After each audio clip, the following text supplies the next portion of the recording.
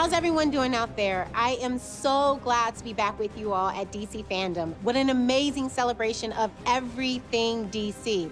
Look, last year I had just been cast, so I have a very special connection with DC Fandom. It was their first year, it was my first year, so let's do this. Okay, now, you know you can't have DC without GC, Gotham City.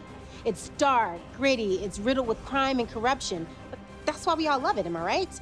Gotham is home to some really amazing characters beyond Batman. I, for one, can't wait to slip into my costume for another season of Batwoman. All the Gotham content you can handle is coming your way right now. First up, an action RPG based on some of the most beloved members of the Bat family. Maybe you've heard of Gotham Knights? Let's play.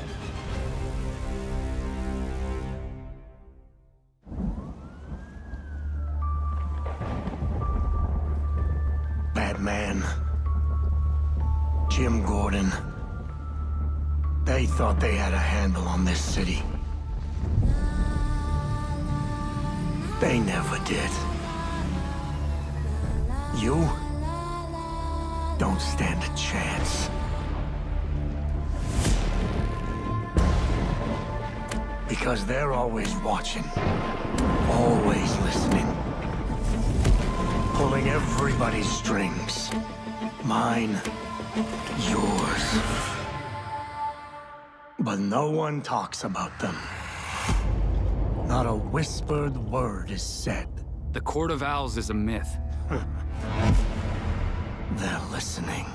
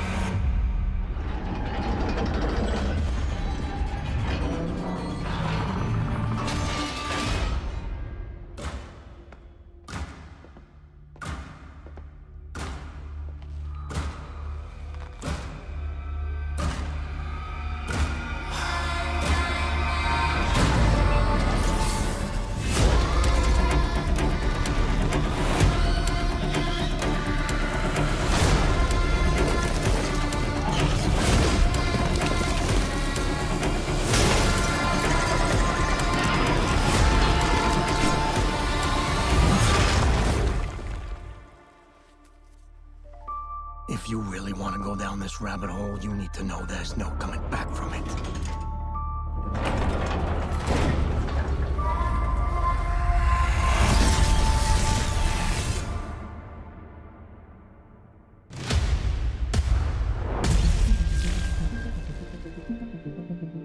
One of the joys of writing comics is the hope that someone will take that story and make it something their own.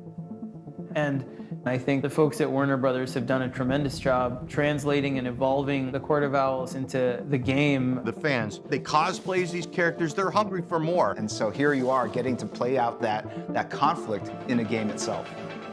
I remember taking this walk around New York City to my old neighborhood. Nothing I knew was there anymore. All of the people I had known had moved away. All of the stores were gone. The feeling was so unsettling, and I wanted to craft a story that would make Bruce Wayne feel the way I felt. The first time I read that story, I was just blown away because they were creating this really rich secret history of Gotham City, very plausible, believable, that was in direct opposition to Batman. I think probably the inspiration for the Court of Owls originates from nature, just by the real fact that the owl is a natural predator to the bat. What an owl does a lot of the time is it hunts you and it stalks you without you seeing it, and the fun of the way that the court goes after Bruce is to watch him from afar for years. Because it's been something that's been in Gotham for so long and been so powerful, and right beneath Batman's nose, I think that's the root of the success there.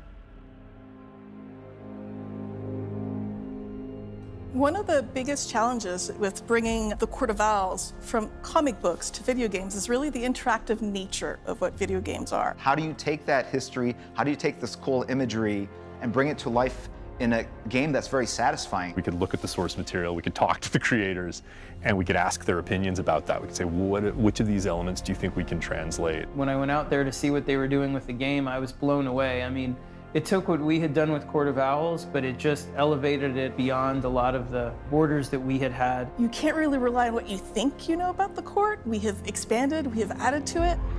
There are different varieties of Talons in Gotham Knights.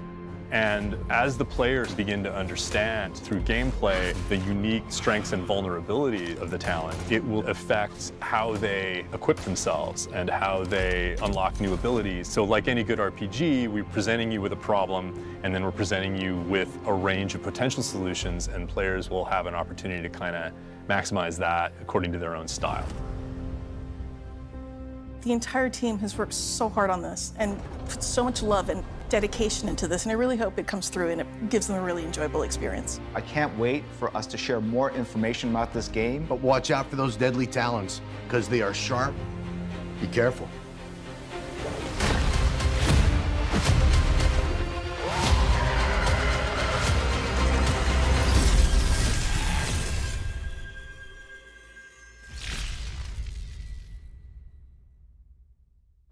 The Court of Owls looks truly sinister. I can't wait to know more about those mysterious masked supervillains and their deadly creatures. Forget Girls' Night Out. I'll be doing Gotham Knights In as soon as I get my hands on that game. So excited.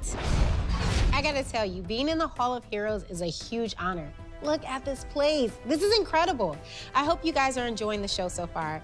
DC is throwing a lot of really amazing content our way, and they're not stopping anytime soon. More news flashes, more announcements, and more exclusive footage is on the way. But first, a heartfelt thank you for supporting Batwoman. I've read your letters, I've seen your fan art, and I spend probably too much time on social media looking at your comments and feeling the love you have for this character. What about my character? Oh, hey, girl, hey. Don't I get any love? You know, behind every superhero is a supervillain. Well, you know Alice is a fan favorite. Look, everybody, please say hello to Rachel Skarsten, who plays Alice on the show. Hello, DC World. I am so excited to return to my evil ways on the show, and most of all, to get to work with the lovely Javicia again. Season 2 set up many new mysteries, characters, a new hero, which we'll take a special look at in just a few minutes, and we're gonna get into all of it this season. By the way, I will not be the only villain on the show this season. Did you see the premiere? Mad Hatter, Poison Ivy, and a whole slew of baddies joining in the fun. Makes sense it would take some of Gotham's most notorious villains and a little push from Renee Montoya to get Batwoman and Alice to team up and work together this season. By the order of the mayor's office, in exchange for your cooperation in these cases, you will be remanded into supervised custody. You're tying my fate to a psychopath? Well, more like handcuffing it, but yes. Any questions? Yes. Does this kind of wreck my ensemble? I mean, I get the whole bat motif, but this is a 44-story building shortly. There's a more comfortable workspace available. Good luck with that. I'm just gonna hang out here.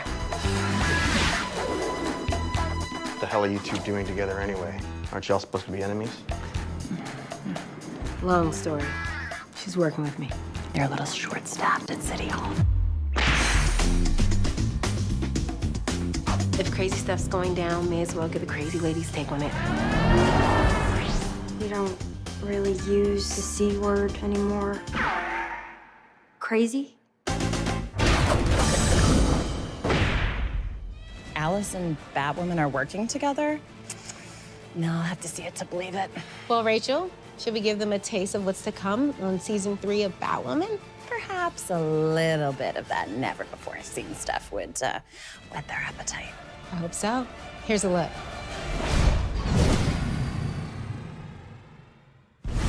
As the resident expert on predatory behavior, I had some thoughts on how Mr. chooses his prey. I was thinking back to my first kill, for which I chose a geriatric harpy with an oxygen tank. Now, do you know why I did that? Because you're a killer, Alice. No. Well, yes, but that's not the takeaway. I chose her because she was easy pickings. See, when a fledgling predator is learning how to stalk its prey, it seeks to separate one from the herd. So he wouldn't have gone after 2 victims for his first hunt? Look at you learning to think like a killer. Which means the pool wasn't this Croc's first attack.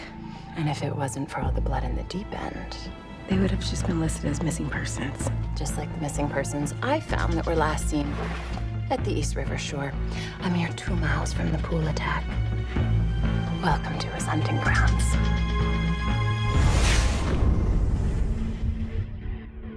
Well, I guess I stand corrected. Maybe Alice and Batwoman can work together. Quite the twisted partnership. Rach, I have had so much fun filming with you for season 3. I know, me too. And I cannot wait for everyone to see how our story unfolds. Well, I should get back to practicing my maniacal laugh. Never know when I'm gonna need it. Bye. Bye, Rach. If you like nail biting, what's gonna happen next, plot twisty television, then I'll see you for season 3 of Batwoman. And one of the newest heroes of the cast gets his own DC spotlight right now.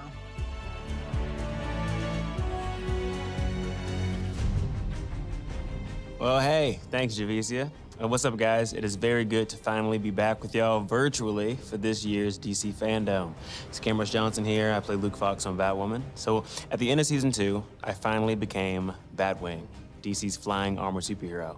And playing Batwing has been a ton of fun so far. I mean, like, tell me you saw that dope scene in the season 3 premiere when me and Javicia teamed up and took down the Mad Hatter. If you haven't yet, it's my bad. But if you did, I mean, like, that's pretty dope, right? Come on. So let's take a look at the origins of this character and how we brought him to life on TV for the very first time. Batwing made his first appearance in 2011 in the DC comic book series Batman Incorporated. So before Luke Fox, David Zavimbe, known as the Batman of Africa, was introduced in the 5th issue. By the time David retired, Luke had proven his value to Batman. Just FYI, no sidekick actually likes being referred to as a sidekick. Copy that. My number 2 dude. Nope, not that yet. Luke may not have superpowers, but he was a skilled fighter, having trained in mixed martial arts and cage fighting. So as the son of Lucius Fox, Luke had the same brilliant engineering mind as his father. His tech-savvy Batwing suit allowed him to accomplish some very impressive stunts, like flying tremendous speeds with a special mechanical glider cape. Now, there are a few differences between the Batwing of the comics and the one I portray on television.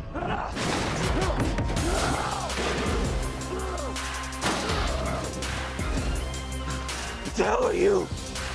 Justice.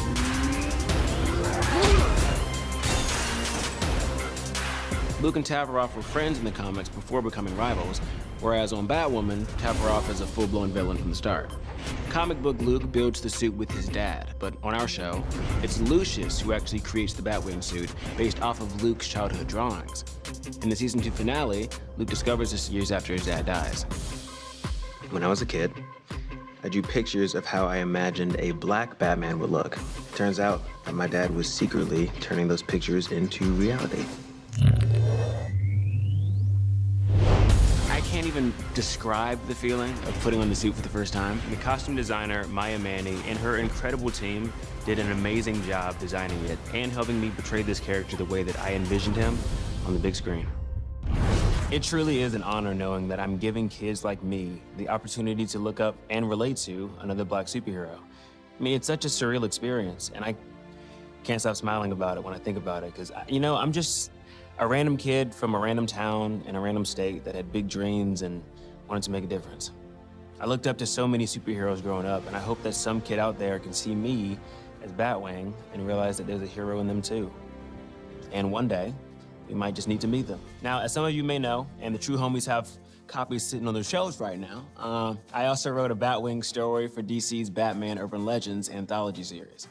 I was given this fun opportunity to choose any villain I wanted for Batwing to take on, except the Joker, and I won't forget that. So I chose to not only go for my second favorite Rogues Gallery villain, the Riddler, I also decided to give him some Killer Croc backup. So my friends and I at DC we had such a fun time playing with both baddies in one action-packed story. 2 incredibly fulfilling moments at once, right? Writing my first DC story about Batwing and announcing to the world that I'd be Batwing on the same day. Happy Batwing Day. My journey to becoming Batwing has been one that I'll never forget. You know, one that I hope some of you out there can find inspiration from, and one that I would love to continue on together for some time to see just how much fun being the metal bat really can be. So all my love to you all. Thanks again for crowning me your newest hero. And I can't wait to show you even more Batwing this season on Batwoman.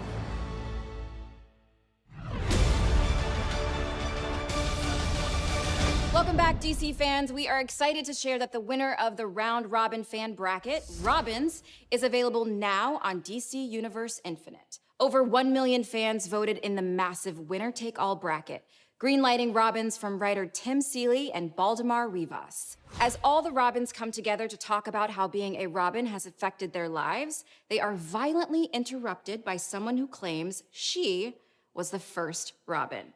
The last time fans voted on the fate of a Robin, it went very differently.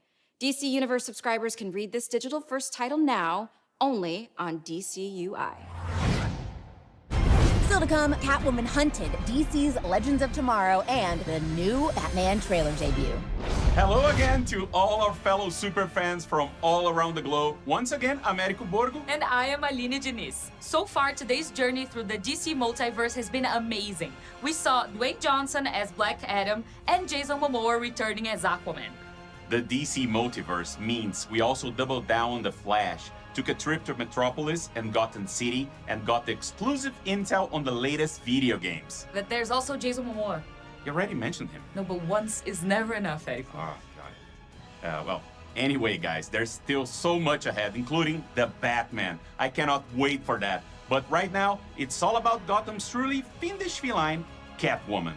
Catwoman is clawing her way into a new animated film. For more on this exciting project, please welcome the actress who voices the title role, Elizabeth Gillies.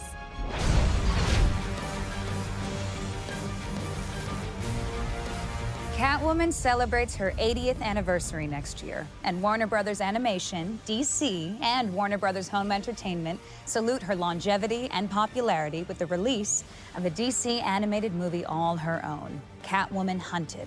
The felonious feline is voiced by moi, and, as you'll see in the trailer, Catwoman sets her sights on stealing the world's most valuable jewel, and as a result, everyone is hot on her tail.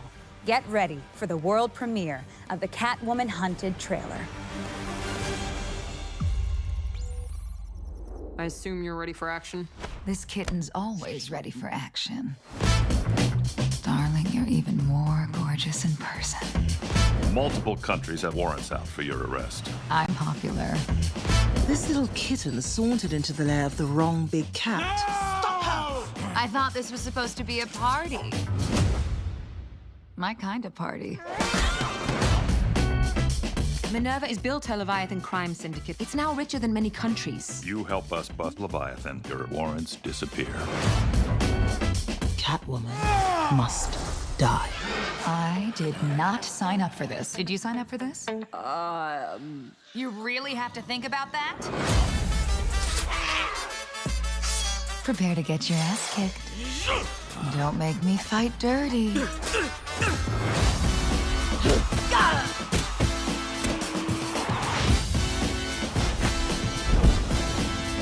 You good? A cat always. Yeah, lands on her feet. I've heard the saying. Don't you ever get tired of that catch stick?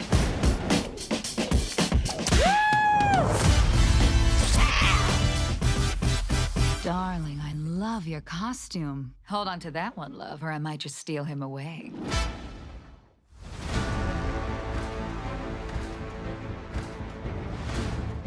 Wasn't that just perfect? Catwoman Hunted will be the first DC animated movie to be released by Warner Brothers Home Entertainment in 2022, coming to digital, Blu-ray, and 4K on February 8th. All totaled, fans can expect 5 original DC animated movies in 2022, as well as the spring release of the latest DC Showcase collection, anchored by the all-new animated short, Constantine, House of Mystery, featuring Matt Ryan reprising his role as the Hellblazer. Ever wonder what would happen if 2 youthful super teams joined forces to fight the bad guys? You'll find out in spring 2022 in Teen Titans Go and DC Superhero Girls Mayhem in the Multiverse. Brightest Days and Blackest Nights arrive next summer when Green Lantern, Beware My Power, adds to the DC Universe movies canon. And in the fall, the next generation of superheroes takes center stage in Battle of the Super Sons. the first DC Universe movie to be produced in CG. Rounding out the year, the world's greatest detective will look to unmask the holiday killer when Batman, the Long Halloween Deluxe Edition, comes to stunning 4K Ultra HD. Aline, we're so spoiled with all of these amazing DC projects coming our way. Now let's talk about the DC show that's about to hit the 100 episode mark. That's right. DC's Legends of Tomorrow is going to achieve that impressive milestone in season 7. And right now, we're gonna celebrate by looking at 100 episodes in 100 seconds. Are you ready? Go. I see you've all decided to come. We can be on our way.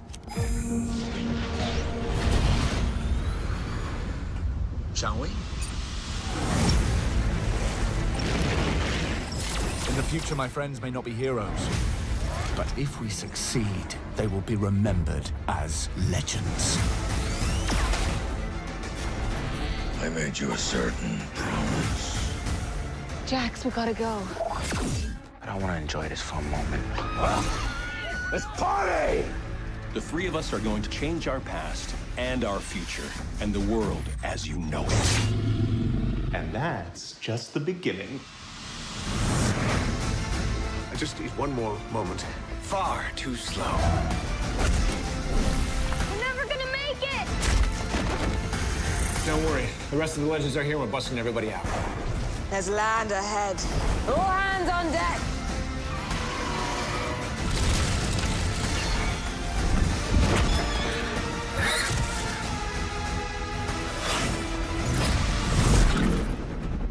Let's do this. I can't do that. Wait! As I was saying, legends? Whoa. This mission has to be epic. And I have the perfect plan. Sarah, no! What's that? Can we kill them now?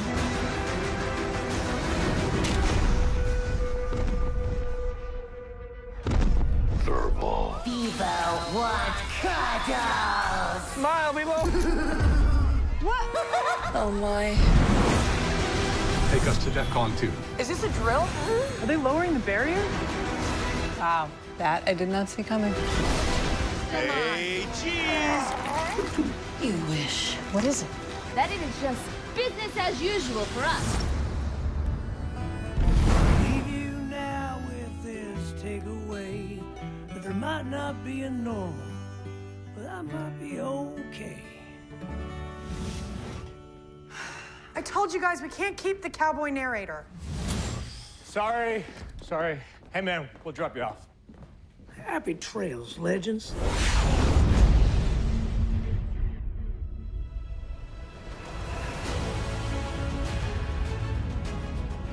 It's true that every generation has their favorite Batmobile. Mine personally is the Dark Knight Trilogy Batmobile from the TDK trilogy. But for the next generation of DC fans, Warner Brothers Animation has been revving up production on their preschool series about some of the coolest DC vehicles. Of course, led by the one and only Batmobile. But that's not all. Your favorite heroes, iconic villains, and all the citizens of Gotham City are taking on vehicle form in DC's Batwheels. And you don't have to be a preschooler to love this show. You just have to be a kid at heart. This is really fun for the whole family, so let's check out this very early preview.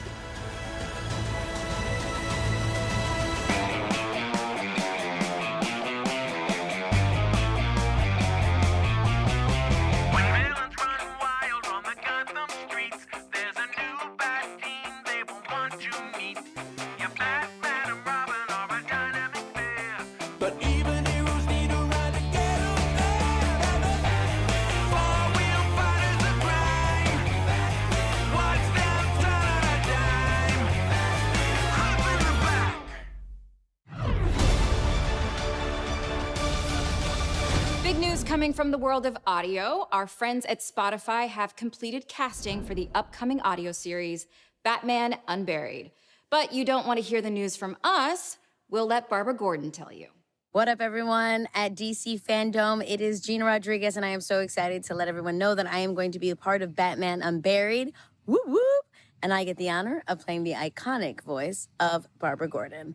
I'm so super excited. I'm so excited for you to come on the audio adventure with us, only on Spotify. Joining the cast alongside Gina will be Sam Witwer as the Harvester, Amy Raver-Lampman as Kel, Jessica Marie Garcia as Renee Montoya, and Jem Peary as Arnold Flass. Hey, DC Fandome, it's your boy, Winston Duke. And I am so excited, so honored to be joining the DC family with Batman Unburied, with Spotify and DC, and we have been cooking up something very, very special for you. We've been creating something that's nuanced and beautiful with great characters, great voices, and just a beautiful experience. So, in that vein, I am Batman. Holy smokes, Batman. More news to come from Spotify and the forthcoming Batman Unburied podcast. Still to come, Batman Caped Crusader, Harley Quinn, and the first details on the Batgirl film. We know fans love one-of-a-kind partnerships, so we're here to announce an exclusive collaboration between the Batman and Puma.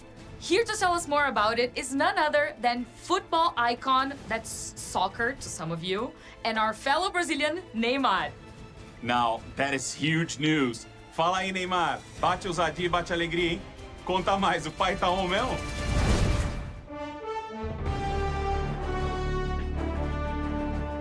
Fala, galera da DC. Tô muito animado pro novo filme do Batman. Sempre fui muito fã, desde pequeno. Uma honra muito grande estar participando desse evento. Obrigado por tudo. E muito animado com tudo isso. Espero que a franquia da Batman seja longa, que faça muitas mais coisas. Você estaria esperando. Valeu, Puma. Batman, tamo junto. Come on, be honest. Fans would buy anything having to do with DC, especially if Neymar is involved. Yeah, you're not wrong. But now I want to talk about one of my favorite Gotham City gals, Barbara Gordon, also known as Batgirl. The tech-savvy martial arts badass is getting her very first full-length feature. It was a role that every actress in town wanted, but ultimately it went to Leslie Grace after her stellar breakout performance in last summer's In the Heights. She was so good in that. And now, we're all looking forward to seeing Leslie take on the bad guys in a very different version of Gotham City. Let's learn more about Batgirl in this DC Spotlight. It's your girl, Leslie Grace. Hi, DC Fandom, and I'm your new Batgirl. I don't know about you guys, but every step of this process, I'm like, I can't believe this is happening. It's a big honor and privilege to be part of that world. It's really unbelievable. I feel like a kid again. Honestly, I just feel like the luckiest writer on earth. We wanted to have a very broad casting. It was very broad in range of ages and races, and what was important for us was that the best actress for the part would be cast. Eventually, we saw Leslie among. It was a goosebump moment. Yeah, it was really like. It's like the whole time, who is gonna be Barbara Gordon? I mean, there was something that she just. Like that hit a nerve and felt like, okay, we are actually watching Barbara Gordon. She's a girly girl, but she also is so capable of being strong and being determined and like kicking butt. And she wants to prove herself, but she's also still just so sweet. A lot of times we focus a lot on the male superheroes, but it was really exciting to read for a female superhero that has that grit and like is very sincere and almost eager to prove herself. What's kind of fun about Barbara and Batgirl is that in this story, she's discovering Batgirl for the first time, and so she's getting to explore a duality she's always had in her personality, but it's this whole new side of her personality, a slightly kind of more daring, slightly less law-abiding side of her personality that we get to just have fun and play with.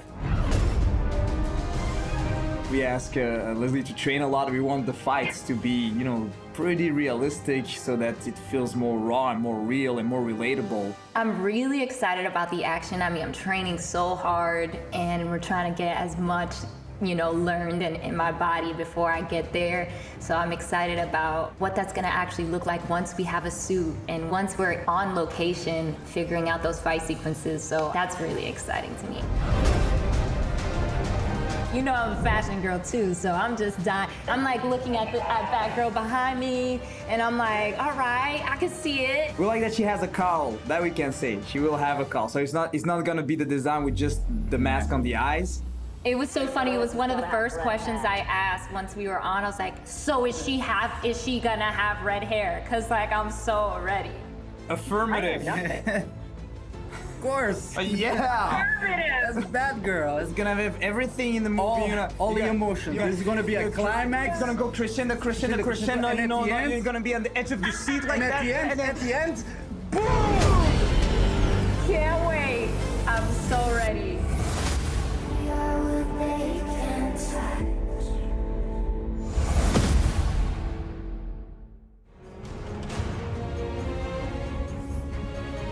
While the Batgirl film is just about to begin production, we don't have to wait much longer to see how Titans is going to wrap up its season 3. Standing by right now, we've got one of the cast from TV's Titans with some exciting news and an exclusive look into the near future. Hey guys, Brenton Thwaites here. I play Dick Grayson and Nightwing in Titans on HBO Max. We're very happy that you guys have been enjoying season 3. We loved making it, and it's good to know that it's landing on audiences, especially the hardcore true Nightwing fans, Titans fans. We're excited to be here at the DC Fandome. We're going to debut an exclusive clip from season 3 for you to see. And we really hope that finale, packs the punch and kind of lands for you guys. But first, we're going to announce something. We're going to announce something. The sexy bagel and banana. Yeah, honey, go. We practiced this. What are we going to announce? Season 3! Season 4, we're going to announce. We're announcing season 4. Titans is going to go again. And we are very excited to go back to Canada and continue making this wonderful show. It's been a wild ride. I love making it. Toronto's a wonderful place to work, and this is such great, versatile, diverse content to be able to work on as an actor. But it is all thanks to you guys for, watching it and enjoying it and demanding that they make another show, another season. Anyway, we're out. Thank you. See ya.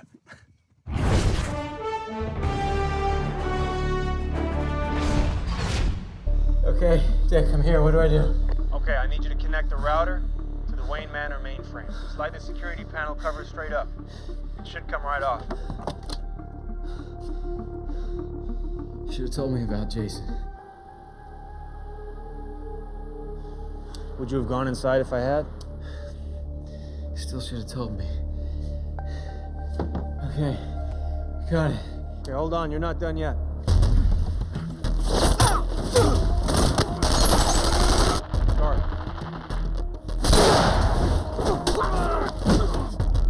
Going in. Tell Gar to cut the red wire and hook it up to the router. The red wire? You never cut the red wire. Cut the red wire.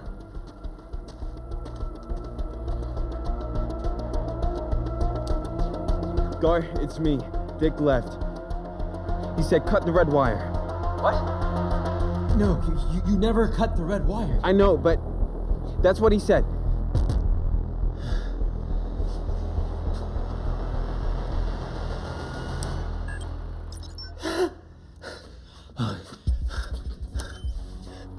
What's happening?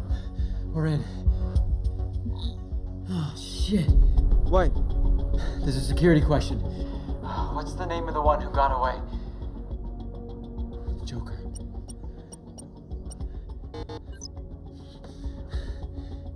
Riddler. Tim, I've got one more try at this or I'm locked out. Try Selena Kyle. Who's that? Trust me. Selina. Welcome. Who's Selena Kyle? It is now our privilege to introduce 2 larger-than-life characters.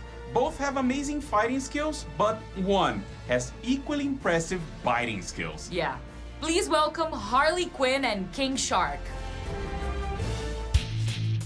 hello, ladies, gentlemen, theys, and gays. Fancy meeting you here inside Starro's beehole. Look, we all know why I'm here, okay? To present a little something for season 3 of my show, which was announced in 1972, and here we are in 2021, and 2 whole generations of animators have been burning the midnight oil on it, and the season is still not finished. And those poor artists died of acute carpal tunnel for nothing. Sorry to interrupt. Are you still vamping?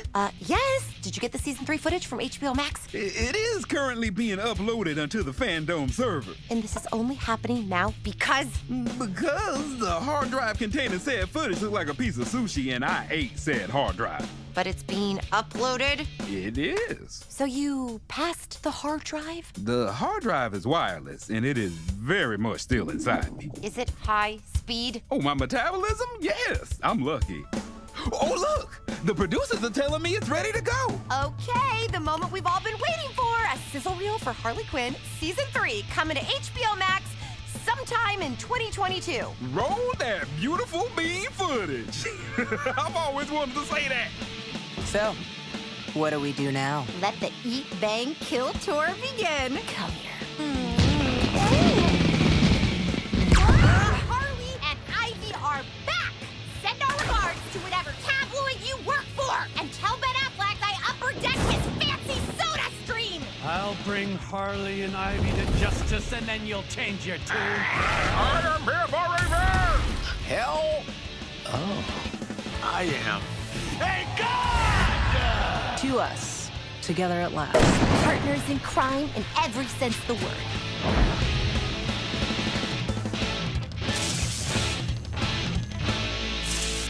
There are so many surprise twists and turns, and I say that as someone who's already lived it. I will admit, that looks pretty great. Gonna be better, after the crayon guy, colors it in, and then the sound effects guy does the pew-pew stuff, and, the music guy does the ban-na-na-na-na thing with the guitars. Oh, God, animation takes forever. You're telling me? I'm sure they'll get around doing something cool, the old Que Hombre. Any minute now. Yeah, don't worry, you look great. Well, there you have it, folks. Enjoy the rest of Fandome, I guess. And please remember all the cool stuff you saw earlier, and not that. And get ready for more of this soon. That's all I can move right now. Not too shabby. Oh! Okay, we're done here.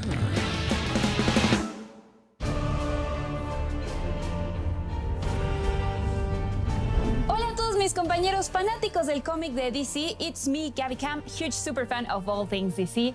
And a big thank you, Harley Quinn and King Shark. Now that we know what is happening with all of the other colorful characters in Gotham City, it is time to check in on the man himself. The 1990s award-winning show Batman the Animated Series was the first introduction to this iconic character for many current Batman fans. Fans were excited that original series creator Bruce Timm will be teaming up with James Tucker and 2 of the biggest names in television and film, J.J. Abrams and Matt Reeves, to reimagine the series for a new generation. Let's check in with that dynamic group and see what they have planned for Batman Cape Crusader.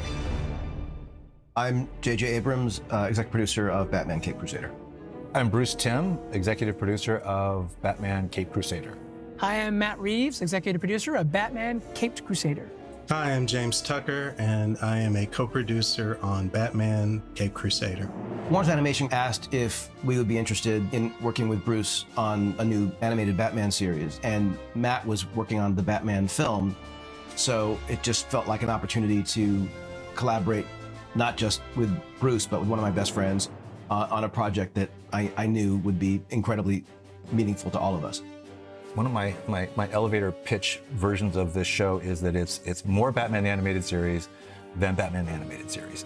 It kind of goes back to the original principles of the show that we originally came up with back in the early 90s. There was certain limitations on what we could do in terms of adult content, in terms of violence and adult themes. And my idea is basically to say, okay, it's 1990 again.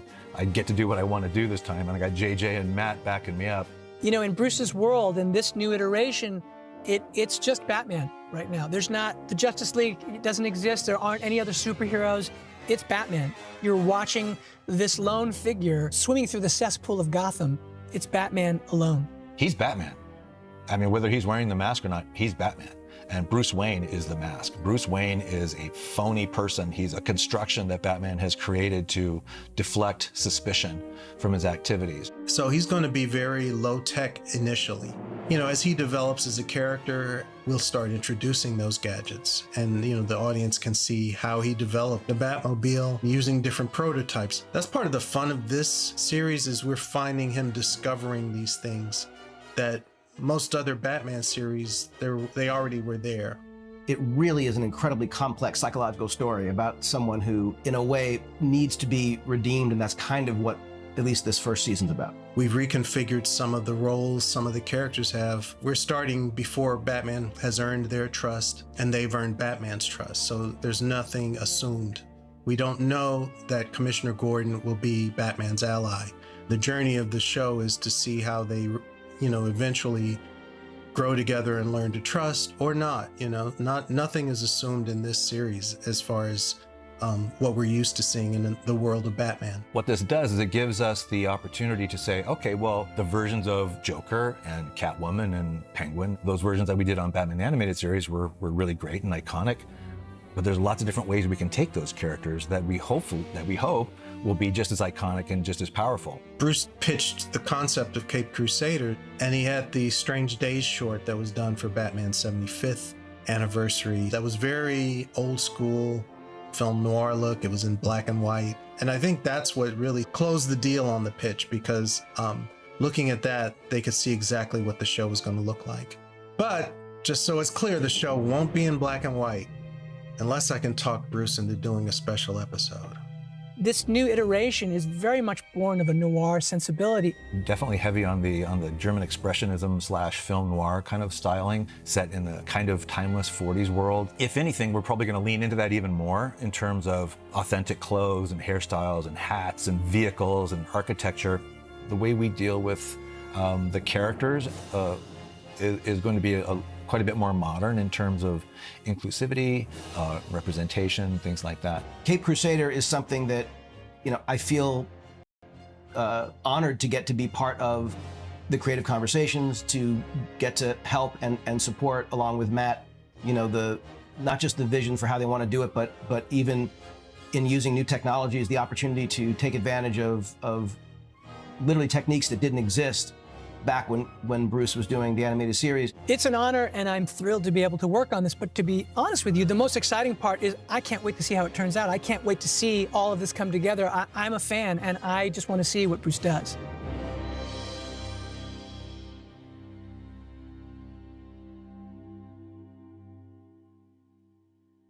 Even though it's still early days, that all sounds amazing. Batman Caped Crusader will air on Cartoon Network and HBO Max. I seriously can't wait for this one either.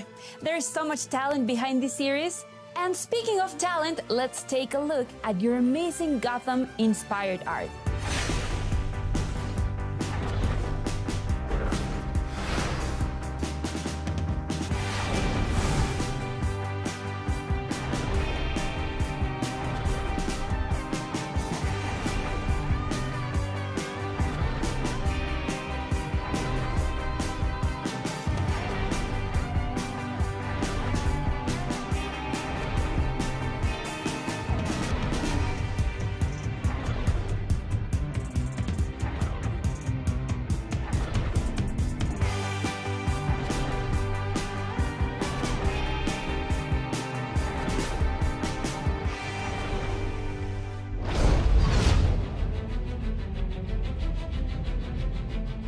Wow, I just love seeing your creations. Don't forget, Jim Lee will be announcing the winner at the end of the show. So stay tuned to see if you've been chosen.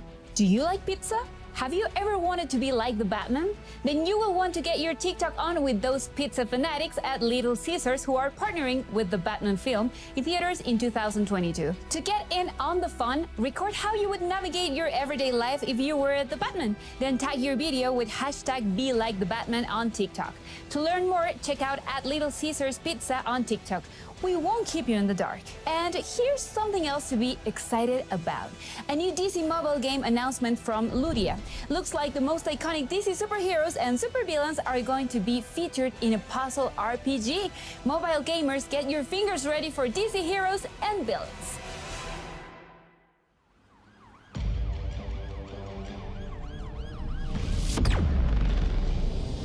The interesting thing about power is not whether it's used for good or evil.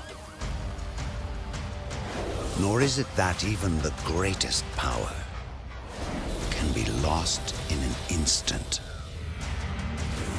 It's what we choose to do when identities crumble. The line between hero and villain blurs,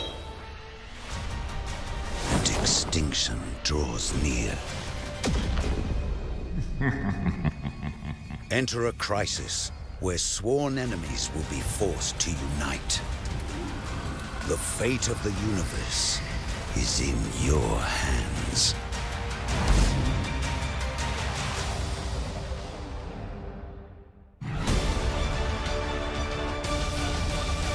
We have some exciting news for fans of collectibles. Here to tell us about it is legendary comic book artist and founder of McFarlane Toys, Todd McFarlane. Hey, thanks, Candace, and I hope you're enjoying yourself, and so are all the fans out there today.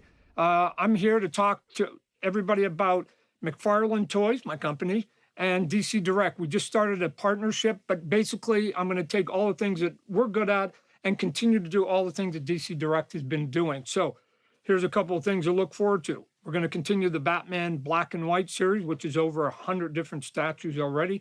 We're going to do the Harlequin Red, White, and Black series. We're going to continue doing the DC Designer series. So look forward to all of that. This is just the beginning right now. One of the early statues we want to announce is the Joker Purple Craze from the artist Greg Capullo, who I think is one of the best in the business. It comes from the pages of the Batman Death of the Family that both Greg and writer Scott Snyder popularized. I've been waiting a long time to finally get to the Batman movie, and it's coming. One of the things we're going to be doing is a big, tall statue of the Robert Pattinson Batman. And it's based on the concepts and the costume and the reference that was given to us directly from the producers and director, so that we're going to make it as authentic as possible. Take a look at it. It's going to be super cool for your collection. The thing I'm looking forward to the most is continuing the Batman Black and White line. It's the longest running statue line that's been out there in collectible history. Number 100 was based on my artwork, so that was kind of cool. This one is based on the artwork by Mike Mignola. This is from the graphic novel Gotham by Gaslight, written by Brian Augustine. We've done a couple other Mike Mignolas in the past in that series, and they've been some of the top sellers, so this one is not going to be any exception. Also, big news, we're going to be doing a giveaway on the DC Designer Batman series. This one is going to be based on the comic book Batman Year 2. Artwork by myself, so I know what it's supposed to look like. And on top of it, I'm going to sign that toy for you. So if you want a chance to win that cool big Batman, head over to dcfandome.com for a sneak peek at some of the upcoming collectibles that are coming out, including Dwayne Johnson has Black Adam and a bunch of other cool stuff. Still to come, Shazam! Fury of the Gods, and the Batman's new trailer debut. DC fans, we're not slowing down with all these announcements and surprises. Now, going into its 4th season, Young Justice is a fan-favorite series focused on the covered-up side of the DC universe, taking place on Earth 16. It sees fan-favorite characters like Superboy, Miss Martian, Zatanna, Beast Boy, and more as they take on an ever-evolving DC universe. And this just in, you can watch the first episode of the new season for free after the show on dcfandome.com, but there's still so much to come on in Hall of Heroes that you may want to finish watching our show before you jump over to watch them all. Until then, here's a sneak preview of Season 4 of Young Justice. The heroes of Young Justice have grown into leaders. McGann, Connor, and Garfield are on their own. But right now, fighting bad guys is the least of their worries. At some point, we decide who we want to be. No one on the team is perfect. You broke the rules. Makes me want to break some rules too. And sometimes, being a superhero isn't so super at all. There are some things you just can never prepare for, and some things you can never get over. What do we do? Pull your energies into me. The heroes you love always fight for what's right. Surrender or die.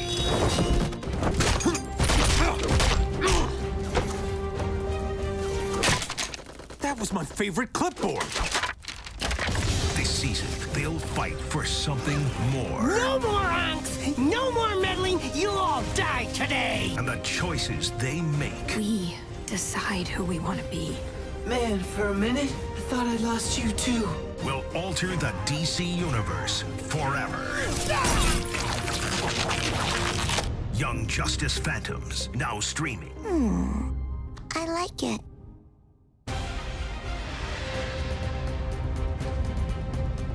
DC Fandome is the only place to be for the latest and the greatest DC news and upcoming projects.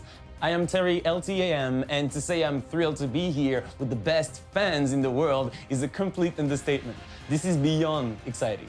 Now, up next, another first. The talented and revolutionary writer, director, and producer Ava DuVernay is officially making her first show at HBO Max. Eva has joined force with writer Roberto Patino to bring you DMZ, based on the comic of the same name. The show takes place in the future, where America is caught up in the Second Civil War, leaving Manhattan in ruins. The resilience of community and the human spirit is really what stands out in this 4-part limited series, starring Rosario Dawson and Benjamin Bratt. Now, over to Eva and Roberto to hear more. Hi, I'm Ava DuVernay. I'm Roberto Patino. And we're here today to talk about our hot new DC comic adaptation, DMZ. It's a story about a fractured people that are coming together, where we have a civil war between the Free States of America and the United States of America. And our story takes place 8 years into that DMZ, where the rule of law is basically dictated by the most powerful person at any point in time, and that could change from block to block. So you have people who are in the city who've basically been abandoned. And the big kind of thrust of the story is an outsider comes in and she turns everything upside down. And that roller coaster ride, that adventure is one of the things that I love most about your script and one of the reasons why I had to direct it, I had to be involved. Let's talk a little bit about Rosario Dawson and the character of Alma. Alma was inspired by one of the most fascinating characters in the comic book, and also one of the most underserved characters in the comic book, named Z, who is this fearless medic. I really took the creative guardrails off and dove into the spirit of Z and reinvented her. You know, this show is a bit of an origin story for one of the best characters in the graphic novel. She comes out the other side with a whole new understanding of what her place in this world ought to be.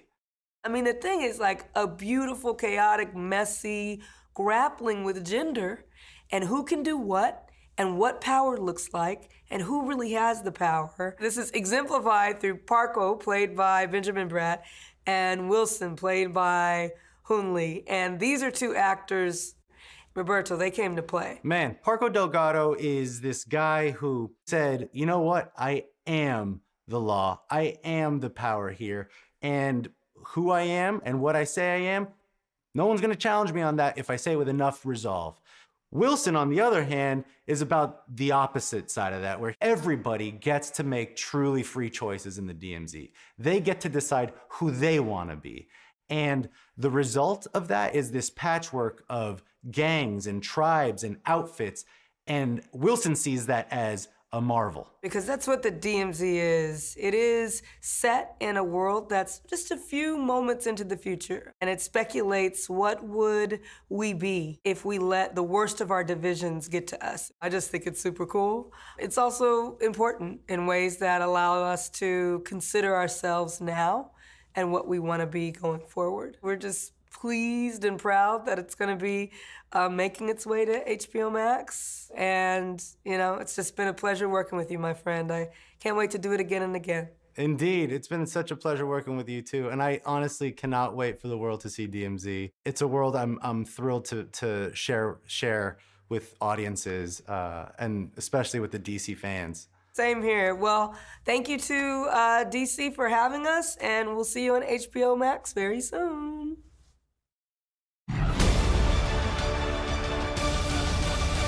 DMZ isn't the only DC project from the brilliant Ava DuVernay. She's also bringing the fans Naomi, inspired by the amazing DC comic of the same name from writers Brian Michael Bendis, David Walker, and artist Jamal Campbell. Naomi stars this incredible actress, Casey Wallfall. Hi, Casey. Great to see you. Hi, Candace. It's so great to be here. Everyone is so jazzed for Naomi, and I am loving the diversity that's become the norm in the DC universe. How does it feel to be a part of the DC family?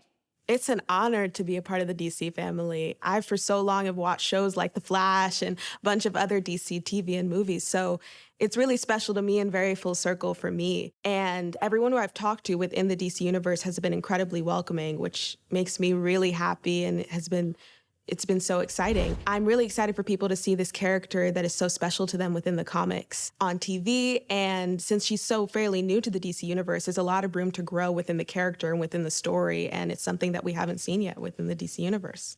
How did you prepare for the role of a teenage superhero?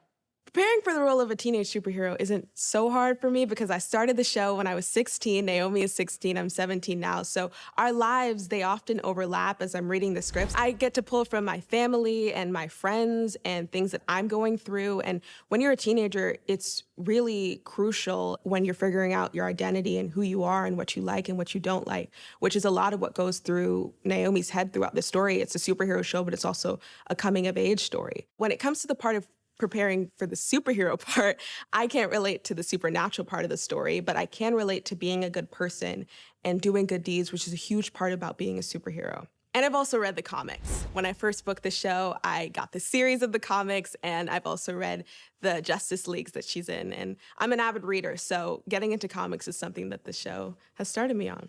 What makes Naomi different from the other female superheroes out there? Well, as I said before, she's a fairly new superhero, so there's a lot of room for growth. But honestly, she's a young female Black teenage superhero, which is really special because that's something that we rarely see a character have their own comics and to have on TV. And I think what also sets her apart is her character and her heart. She's incredibly confident. She loves the people around her. She's incredibly driven, incredibly smart, and isn't afraid to show it. And although there are a lot of Naomis and people like Naomi in real life, those aren't always shown on TV, so I think it'll be really special. I also think what makes it different is the unique characters within the setting of the show. And the creatives in the team and the crew and the cast, they make it even more special, so I'm really excited for people to see the show. Thanks, Casey. Thanks so much for being here. Let's give the fans a little teaser of what's coming their way in this DC News Flash, featuring Naomi. Now, are we ready to begin?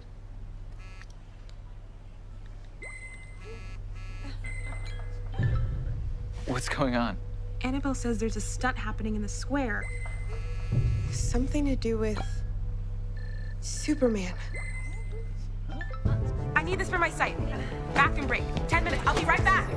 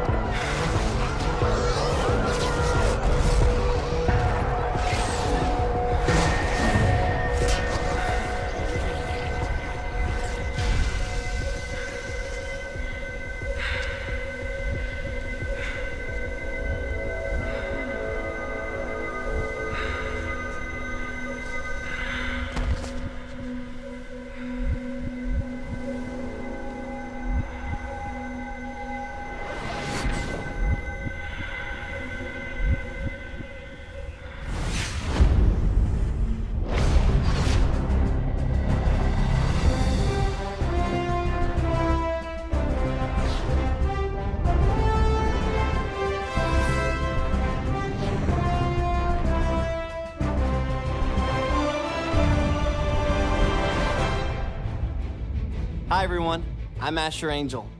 I can't believe I'm here in the Hall of Heroes celebrating all things DC with you, the greatest fans in the entire multiverse. But I couldn't wait to tell you that we just finished shooting the sequel to probably your favorite DC movie of all time, featuring the only teenager to ever take a subway ride to the Rock of Eternity, Philly's own Billy Batson. The new movie is called Shazam.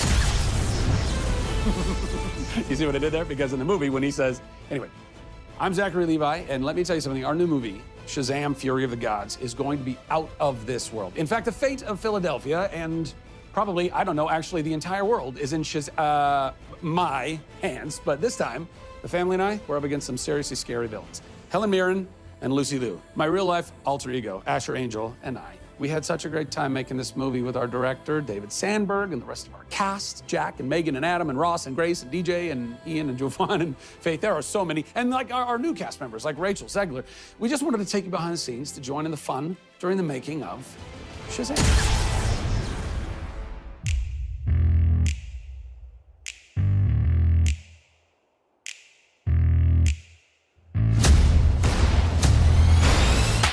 Hello, my name is Zachary Levi. I should have a little tag. And I play Shazam. We all established something very special in the first movie. And in Shazam, Fury of the Gods, we expand on that. Now they have to balance their life with being superheroes. This is where you hang out with your superhero friends, isn't it? These goddesses come to our world. Our incredible new villains, Lucy Liu and Helen Mirren. She's kick-ass as Calypso. We have mythological creatures. Minotaurs, harpies, and dragons. When I talk about upgrades, we got an upgrade, a huge upgrade in the suit. Bigger action sequences, bigger set pieces. We go from Athens to Philadelphia. We go from the Rock of Eternity and the Library of Eternity to the Realm of the Gods. So we get to go to environments that were never explored in the first film.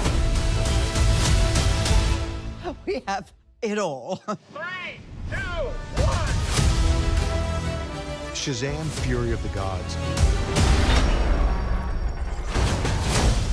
takes the excitement and the action to a whole new level. It's going to be more of a spectacle. This fun all around. You're in store for a treat, y'all.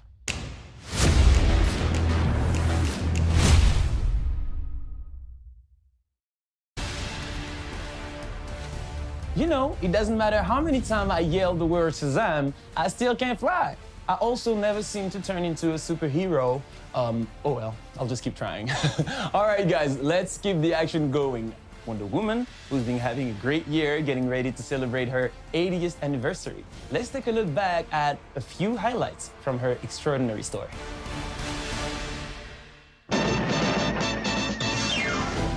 Wonder Woman is one of the original superheroes. She is a universal character. Diana's values are built in her. It's all about love and compassion and humanity and peace and inclusiveness. It's part of who she is, and that's what makes her so special.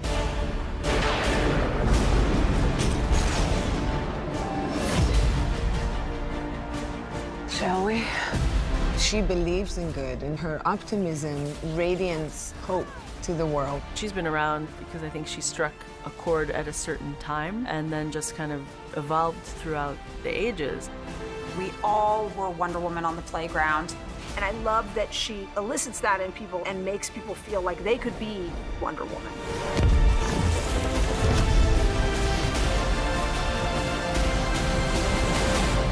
We are so excited to get to be here and get to talk about the spirit of Wonder Woman. When I think about myself as a child, learning about the character and watching Linda and how much it meant to me and how much it went on to mean to me over the years, you know, getting to be a part of the passing of the torch of this amazing character into the world is incredible. It was an honor to and an excitement for me to go to see your movie, Patty.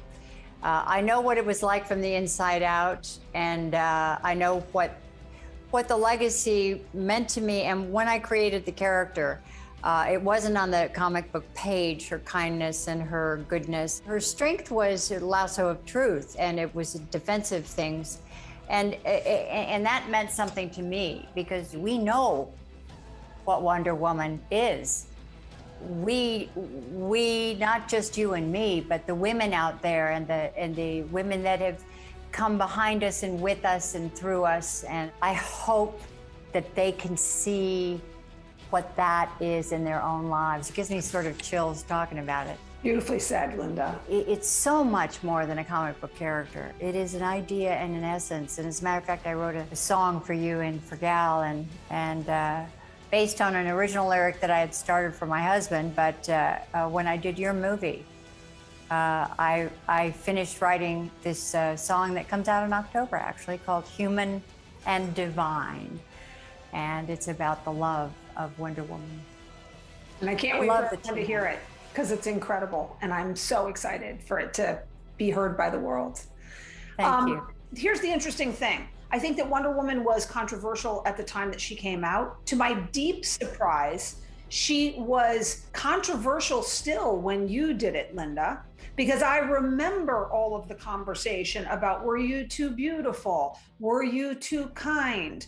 Were you too loving? Interesting to me that even when we made the film, it was still controversial that she could be all of those things at once. And that to me is the essence of Wonder Woman. I find ourselves to be in such a lucky place in time right now as it relates to Wonder Woman, because I actually think she is the most relevant superhero of our times, because at this moment, I think values are incredibly important. And the values of being capable of doing more than fight and challenging yourself to be a superhero of love, compassion, kindness, goodness, patience, you know, all of these things, and be willing to fight, even physically, to stand up for those things is what matters right now.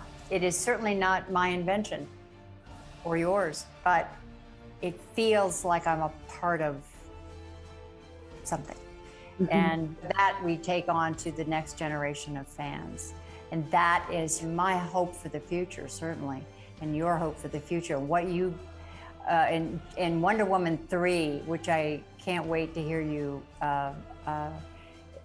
come out with any. You can't wait to hear me not talk about. Can't wait to hear you not. Talk about when we get to this. Okay, not talk about. Oh my God, not talk about. Oh, but it's coming, everyone. Wonder Woman 3 is coming, and sure even if I did know, you'd have to kill me to have me talk about it, but I don't. Thank you. No, we're super excited about Wonder Woman 3, and Gal is who's so bummed not to be here, who's the busiest person in the world with now three little kids and shooting. So she was so bummed not to be able to be here, but we are all three very excited about some exciting things coming up with Wonder Woman 3. Pretty cool. Who would have thought in my life, at this time in my life, that this gift would just present itself to me? And that's so cool. And that's what I'm hoping for all of the fans of Wonder Woman and all of the fans to know, that your life is full of surprises. And the Wonder Woman in you is alive and well.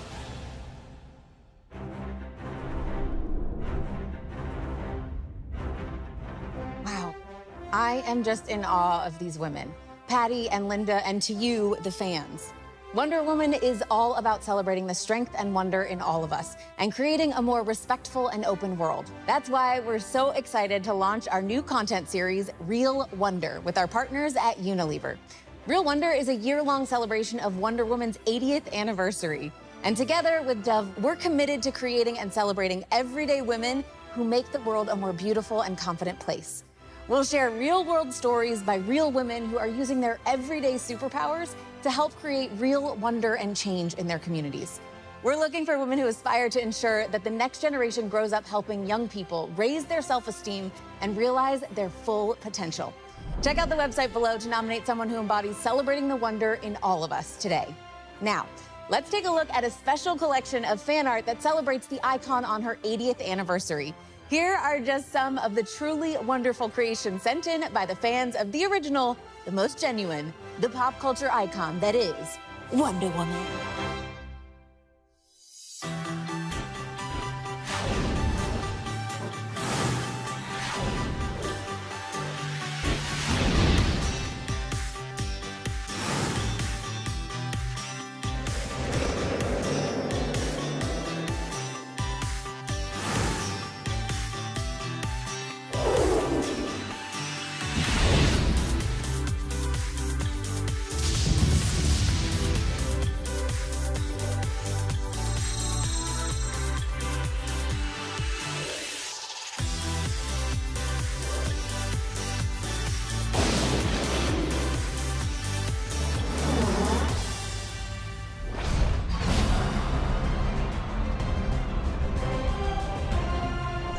I am always in awe of your amazing works of art. We asked members of our DC family why Wonder Woman has been such an important icon for 80 years and what wonder means to them. Let's take a look.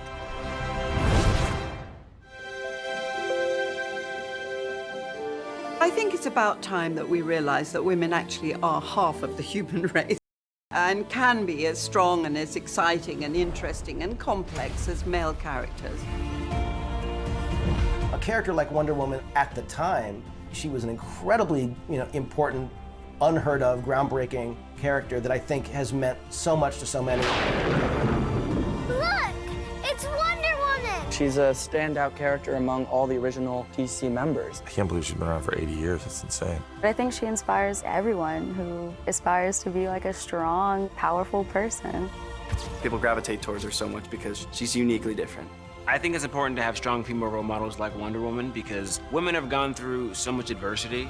It is our sacred duty to defend the world, and it's what I'm going to do. It's important for little girls to look up at the screen and see a hero there and say, I can be that, I can do that. I am my own woman, and I decide who I want to be.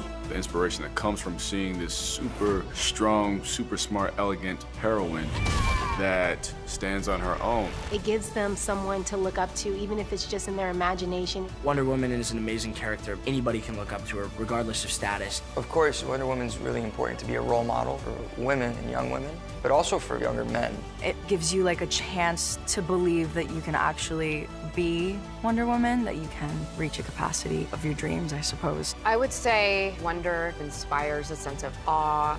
Wonder is the ability to still see the grand and incredible things in the world. I love the hope behind the character. It is important to have these strong female roles in society, to show the power of equality and to show that anything is possible. I think it's wonderful. I think there should be 1 million female superheroes, and I'm glad there are so many now. You know these women, your grandmother, your mother, your best friend, your aunt, your teacher, who are strong, capable, wonderful women. Strong women are very much a part of the universe, so of course we want to see them reflected on the screen. People like Wonder Woman show us that every woman is a queen. Every woman is a warrior. Every woman is a fighter.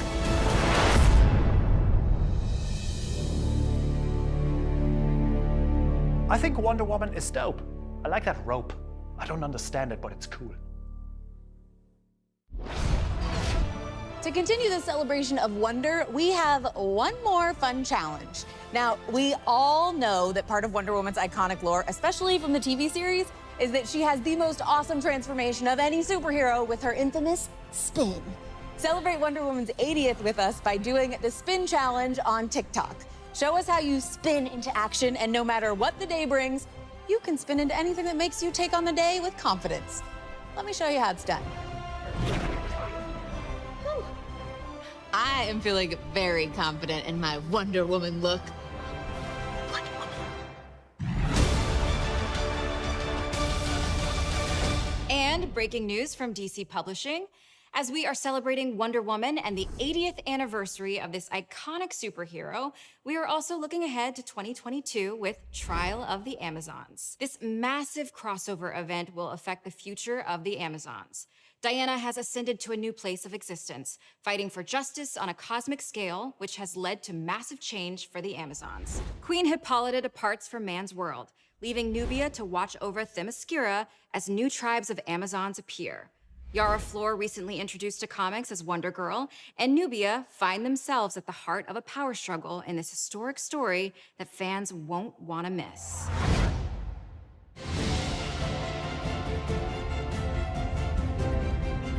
Come on, guys, let's all put our hands together for Wonder Woman's 80-year legacy. And you better believe this really iconic character is not done wowing us yet. I'm such a big fan, I've already ordered a celebratory cake for Wonder Woman's Day on October 21st. What can I say? I have a sweet tooth. And you'll have one too, thanks to our next segment based on the critically acclaimed comic book series by Jeff Lemire. Take a look. Hello, fellow hybrids and humans. My name is Christian Convery, and I play Gus on Sweet Tooth. I hope you are having the sweetest time tuning into this year's DC Fandome. I'm excited to be with you all today and answer some of your fan questions. So, let's get started. The amount of pieces of candy I think I ate, probably about more than 500. but I'm definitely not complaining. That was amazing. I do have a sweet tooth in real life too. So the ears are actually controlled not in post-production and not by me. It's actually a whole rig that controls them. So it starts by me putting on a skull cap, which holds the wig and the antlers, but the ears are actually connected to that skull cap, and the ears have wires that run down my neck and onto a pouch on my back that's strapped onto me. And then there's a puppeteer, and me and him work together to remote control the ears and think of cool ideas that we could do during the scene to really make Gus come alive. Are your ears soft?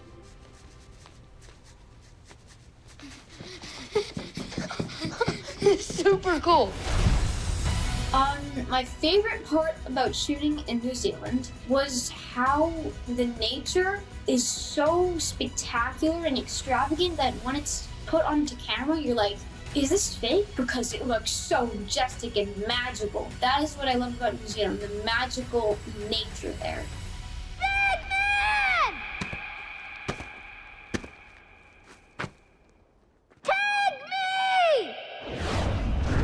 I love basically all DC characters. I love all the classics, like, for example, Superman and The Flash, but I gotta give it to Sweet Tooth because I am Gus, and Gus is in Sweet Tooth, and Sweet Tooth is the DC comic book, so it's pretty cool getting to bring a DC comic book to life and being one of the characters in it. I indeed read the comics before starting Sweet Tooth, and I loved Jeff Lemire's writing techniques and like how he really brought it alive off the page. It's so amazing, the comic books, and it really helped me get a jump start with Gus. What's in Colorado? My mama. Well, I know that I'm itching to find out what happens next, but I really hope that Bobby's okay because he's the cutest thing in the world, right? Well, and of course, all the other hybrids. But you'll just have to wait and watch season 2 to find out. I absolutely love how much you guys enjoy Sweet Tooth and cannot wait for you to see what we have in store next. Get ready for more banter, hybrids, and candy to last you a lifetime, or at least to cure your Sweet Tooth. See you soon for Sweet Tooth Season 2! And now that we've satisfied your sweet tooth, there's a sweet deal waiting for you over in the DC shop. It's our final exclusive drop of the day. This is the one that you've been waiting for. That's right, it is time to scoop up some brand new Batman merchandise, and it's happening now at shop.dccomics.com. Take a look.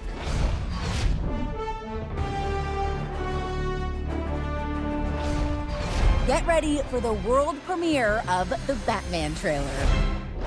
With all this talk about Batman, we must not forget that much of the Caped Crusader's strength comes from something other than his muscles or Bruce Wayne's billions. Alfred Pennyworth has always been a huge source of support as both Batman's butler and father figure. Pennyworth, the DC origin series, answers just that, as it follows a young Alfred Pennyworth who goes to work with billionaire Thomas Wayne in 1960s London. Let's take a closer look in this DC Spotlight.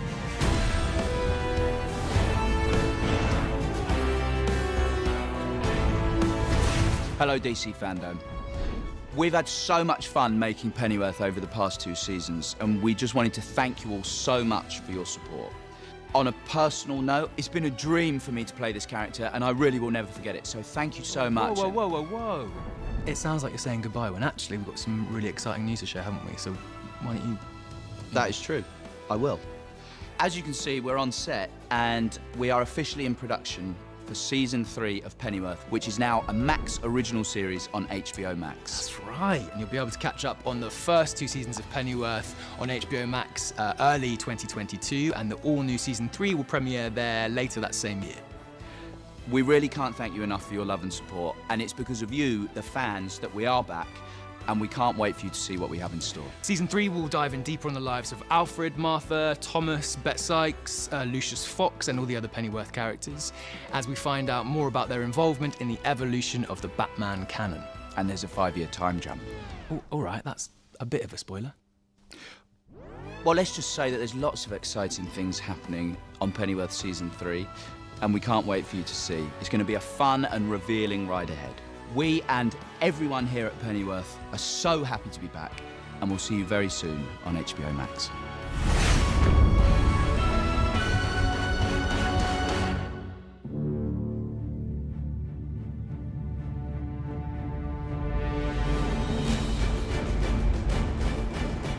All right, so Jim, fans have noticed that you've been posting some awesome artwork leading up to DC Fandome. And we, of course, have some very keen fans who are trying to piece it all together, see what it might all mean. So what can you tell us? Yeah, look, we wanted to create something kind of fun for the fans to engage with. It's essentially a puzzle. I've drawn 12 images, each celebrating a specific DC moment. We're revealing the final 4 right now during Fandome. And so if you take all 16 and rearrange them and kind of squint, hopefully you will see what we have been building up to. And it is the iconic cover from Crisis on Infinite Earths, #1, drawn by one of my favorite cover artists, George Perez, 1985. And yeah, it's a fantastic piece of work, and that is what this mosaic approximates. Is squinting an official instruction or rule to figuring out how this all comes together? Absolutely, because look, I wanted to make it hard enough so that people didn't immediately recognize what the cover was. So I basically used elements and drew in characters that approximated those shapes. And at the end of the day, if you squint, it should work. But the dead giveaways are the panels that say Crisis on Infinite Earths, and we saved them for this moment so that we wouldn't spoil the surprise or the puzzle for the people that have been working on it. Well, it sounds really cool, and I am so excited to take a look at this with all the fans watching right now, too. It sounds like it took a while to put this all together. How long have you been working on it? Yeah, look, you know how slowly I draw, so it's been, we've been working on it for a couple months. Also, I love that you're like, you know how long it takes me to do. If I tried to draw anything near what you draw, it would be like 3 years, and I'd have like, there's one line. Sure, no, absolutely. Doesn't look like anything to me. Well, look, it wasn't just a drawing. I also had to make sure that the drawing approximated this overall kind of iconic image, right? So that was the challenge. So now that we've got some more revealed, what does it all mean, Jim? Yeah, so that is the $64,000 question, if I could date myself. But at the end of the day, it is the and so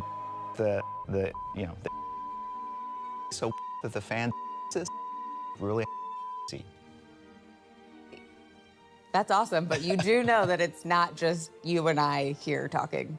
There's like literally millions of people watching us right now. Yeah. Yeah, you know, we'll fix it in post, right? Is that what they do, right? Yeah, Yeah, we will. No problem. We'll fix it in post. Bleep everything, yes. All right, so since Jim doesn't want to reveal all of the secrets right now, I think you gave the fans some great stuff, so they're gonna come up with their own theories, because I know that's what we all like to do. Absolutely. And speaking of fans, let's pivot to some other fans and amazing artists. So are you ready to reveal some of the winners of the art contest? Yes. Look, the art contest was one of the most popular items from Fandome last year. We repeated it, working with Talent House. We got a ton of amazing submissions from artists and creators all around the world. It is the hardest part of my job, trying to pick a winner. But we were able to settle on some pieces that were just stunning. So let's take a look at the winners.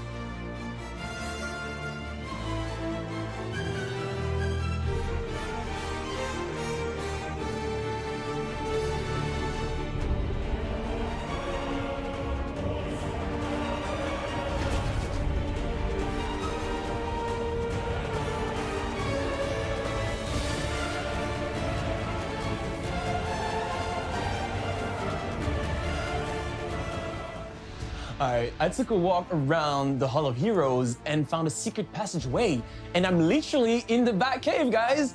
Now, if you're a DC superfan, and I know you are, then the mere mention of the Batman gives you chills up and down your spine. And I know you can't tell, but right now I'm doing backflips on the inside. Bat fans like myself have been waiting impatiently for this one. So without further delay, let's check in with Matt Reeves, Robert Pattinson, and Zoe Kravitz for a look inside the production of this much anticipated film.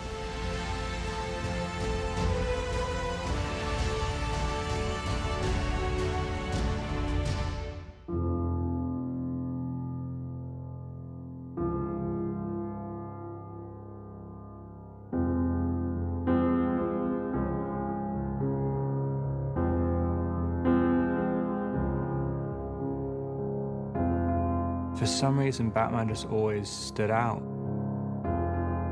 It's one of the major characters of the 20th century, and so many people connect to it on such a deep level and for so many different reasons. The first conversation I had with Matt about it, I just knew there was something radically different from anything we'd seen in Batman movies before.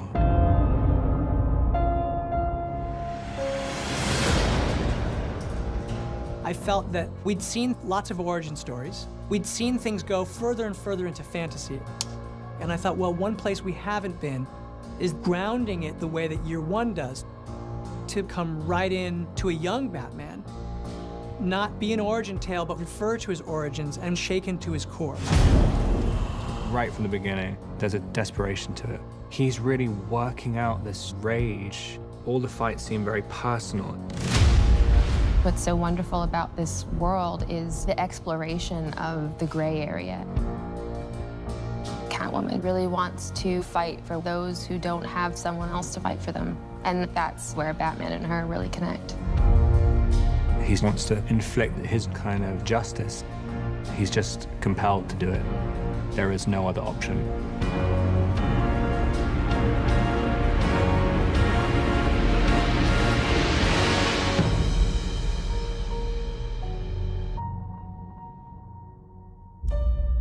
Hey guys, so you just saw a little look of us behind the scenes, and it feels like that was forever ago, which is really strange, and actually, as we're finishing the movie now, kind of really emotional for me to see you guys, especially after everything that's happened, and to see you now again. I feel like I've been watching your faces every day in editorial, but now to actually see you guys is really, really great. And I gotta say, it was an amazing time making the movie with you guys, and it's really cool to see you now. Oh, and it's so exciting to see like these little snippets of the film, you know, after, for us, being able to step away for a while. I know you've been in it the whole time, but every time I see just a little bit, it's so exciting. You can see the progression. It kind of seems like it's getting more exciting and bigger and kind of scary. Yeah.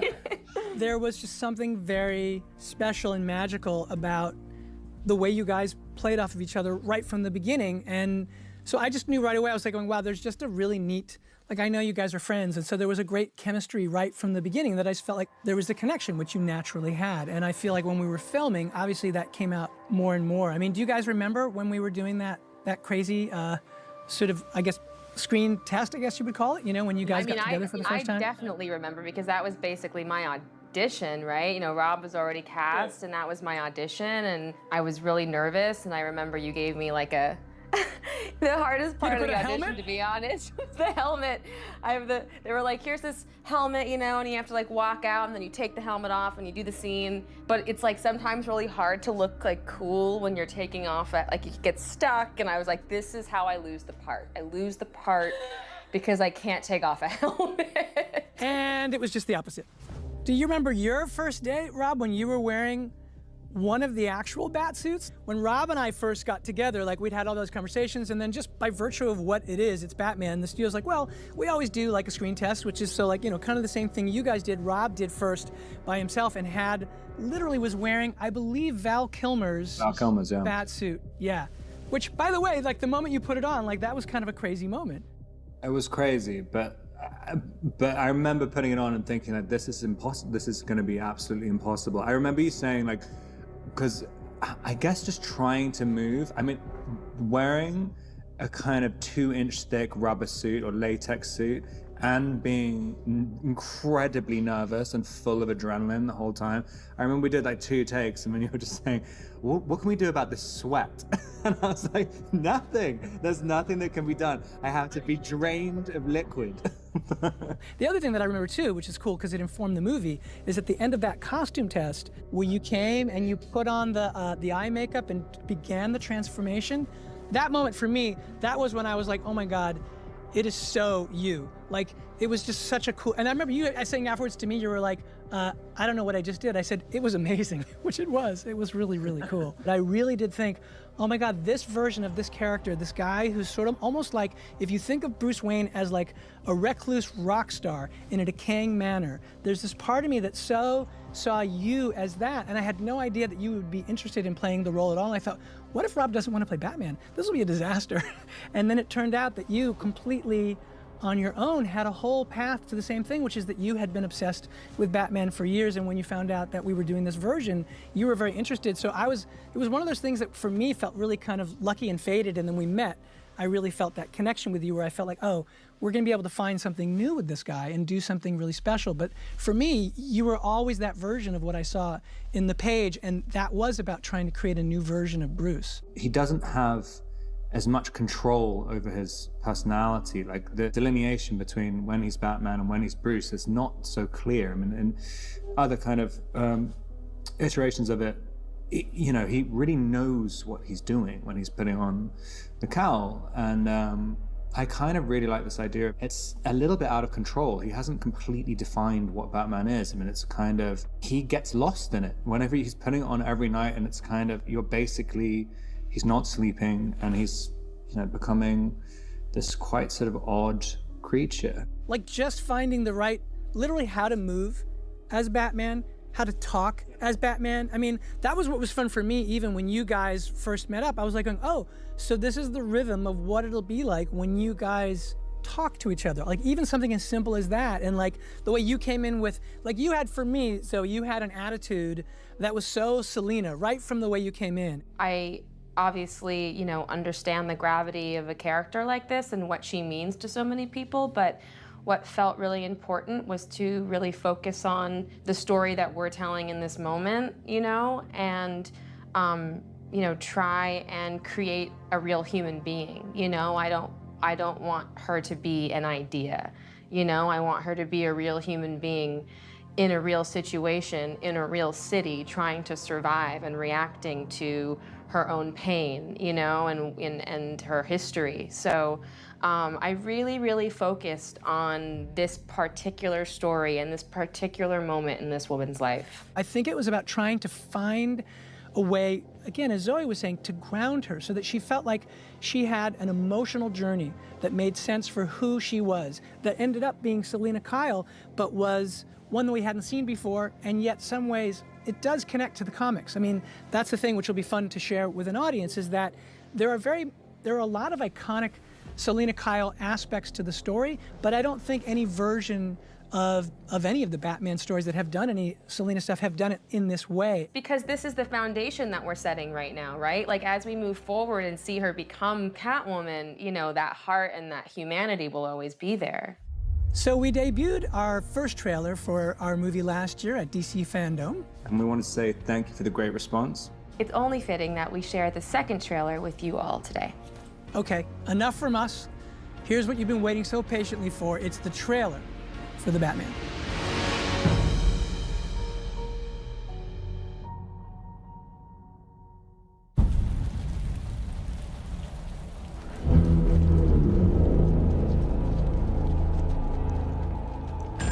Police! Hands up! Stay still! Get out of here!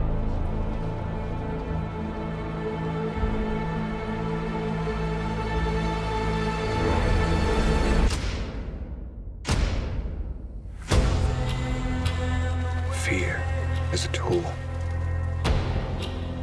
But when that light hits the sky, it's not just a call. It's a warning.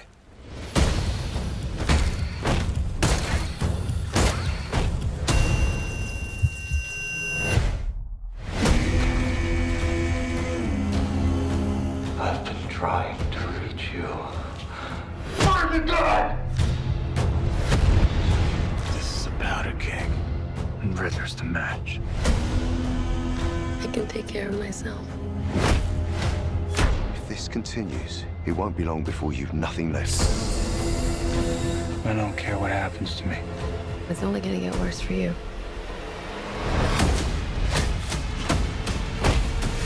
Whoa, take it easy, sweetheart. Hear everything they say, ain't you? Maybe we're not so different. Who are you under there?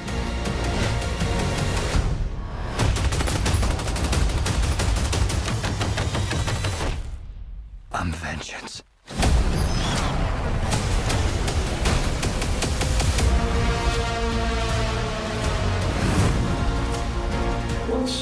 black,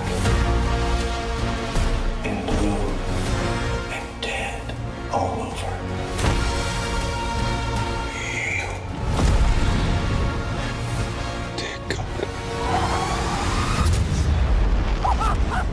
I got you! I got you!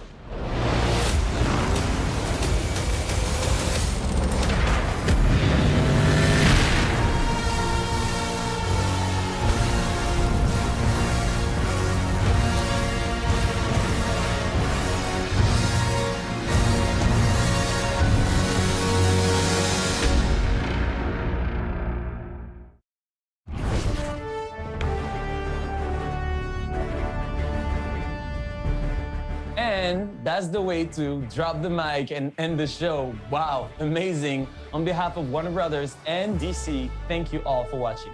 This has been a super experience. It's been epic, and all of us at DC Fandome want to thank you for your unwavering passion for the DC brand. And of course, for your continued love and support. Thank you for being the best fans in the world. We hope you all felt the love today on a global scale.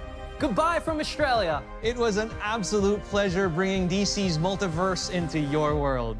Be sure to check back in at DCFandome.com throughout the year for breaking news on your favorite shows, films, comics, games, and all the creative geniuses behind them. Bye everyone, stay safe and stay super.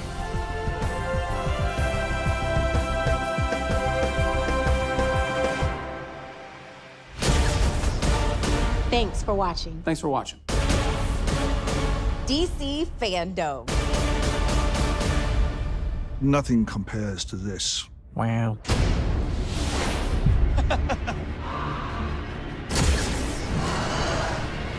Truth is, generations of fans across the globe is who we're here to celebrate today.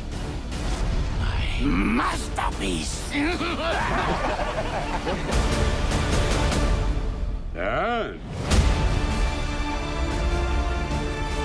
Fandome, tides are changing. That we take on to the next generation of fans. That's awesome. And at the end,